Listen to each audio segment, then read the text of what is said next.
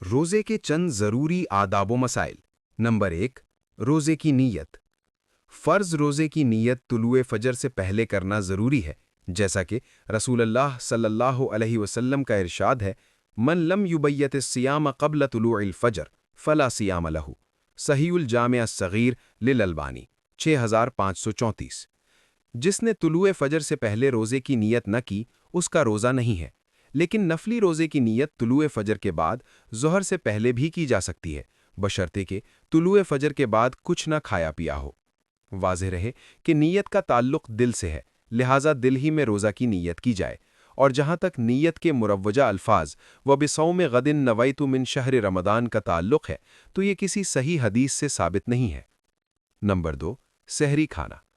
حضرت انس بن مالک رضی اللہ عنہ کا بیان ہے کہ نبی کریم صلی اللہ علیہ وسلم نے فرمایا، تسحروا فإن فی السحور برکہ۔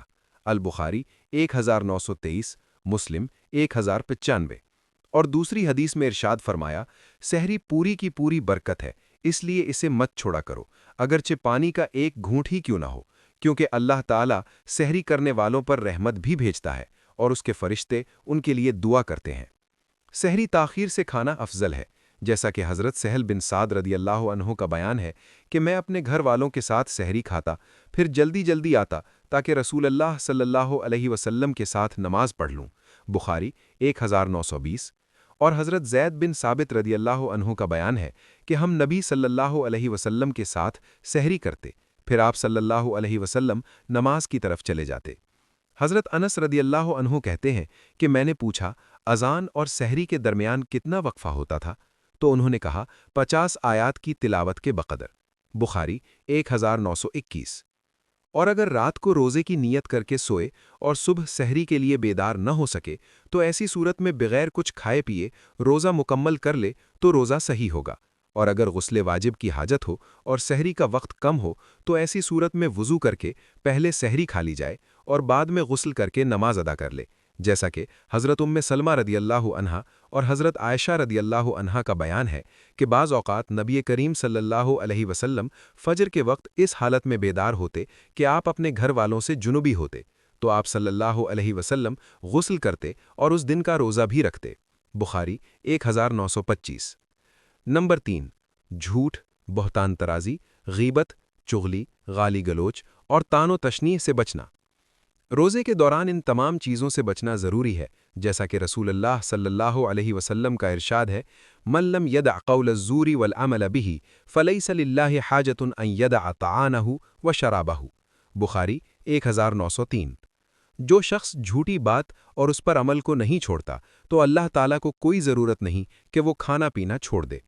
اور حضرت ابو ہریرہ رضی اللہ عنہ سے روایت ہے کہ رسول اللہ صلی اللہ علیہ وسلم نے فرمایا، روزہ صرف کھانا پینا چھوڑنے کا نام نہیں، بلکہ روزے کی حالت میں بےہودگی اور بے حیائی کو چھوڑنا بھی روزے میں شامل ہے۔ پس اگر تمہیں کوئی شخص گالی دے یا بدتمیزی کرے تو تم کہو، میں تو روزے کی حالت میں ہوں، میں تو روزے کی حالت میں ہوں۔ نمبر 4، افطاری۔ آفتاب غروب ہوتے ہی روزہ افطار کر لینا چاہیے اور اس میں تاخیر نہیں کرنی چاہیے، کیونکہ رسول اللہ صلی اللہ علیہ وسلم کا ارشاد گرامی ہے، لا یزال الناس بخیر ما عجل الفطر۔ بخاری 1957، مسلم 1095۔ جب تک لوگ جلدی افطاری کرتے رہیں گے وہ خیر کے ساتھ رہیں گے۔ بہتر یہ ہے کہ افطاری تازہ کھجور سے کی جائے، اور اگر تازہ کھجور میسر نہ ہو تو پرانی کھجور سے کر لی جائے، اور اگر پرانی کھجور بھی نہ ہو تو پانی کے چند گھونٹ پی کر افطاری کر لی جا سکتی ہے۔ حضرت انس رضی اللہ عنہ کا بیان ہے کہ رسول اللہ صلی اللہ علیہ وسلم نماز مغرب سے پہلے تازہ کھجوروں سے افطاری کرتے، اگر تازہ کھجور نہ ملتی تو پرانی کھجور سے کر لیتے، اور اگر پرانی کھجور بھی نہ ملتی تو پانی کے چند گھونٹ پی کر افطاری کر لیتے۔ ابو داؤد 2356۔ افطاری کی دعا۔ حضرت عبداللہ ابن عمر رضی اللہ عنہ سے روایت ہے کہ رسول اللہ صلی اللہ علیہ وسلم جب افطاری فرماتے تو یہ دعا پڑھتے، ذهب الظماء وابتلت العروق وثبت الاجر انشاءاللہ۔ پیاس بجھ گئی اور رگیں تر ہو گئیں اور اللہ نے چاہا تو اجر بھی ثابت ہوگا۔ ابو داؤد 2357۔ آخر میں اللہ تعالیٰ سے دعا ہے کہ وہ ہم سب کو اس مبارک مہینے میں زیادہ سے زیادہ اپنی عبادت کرنے کی توفیق دے اور ہمیں ان خوش نصیبوں میں شامل کر دے جن کے وہ اس میں مغفرت کرے گا اور ان کی گردن جہنم سے آزاد کرے گا۔ آمین۔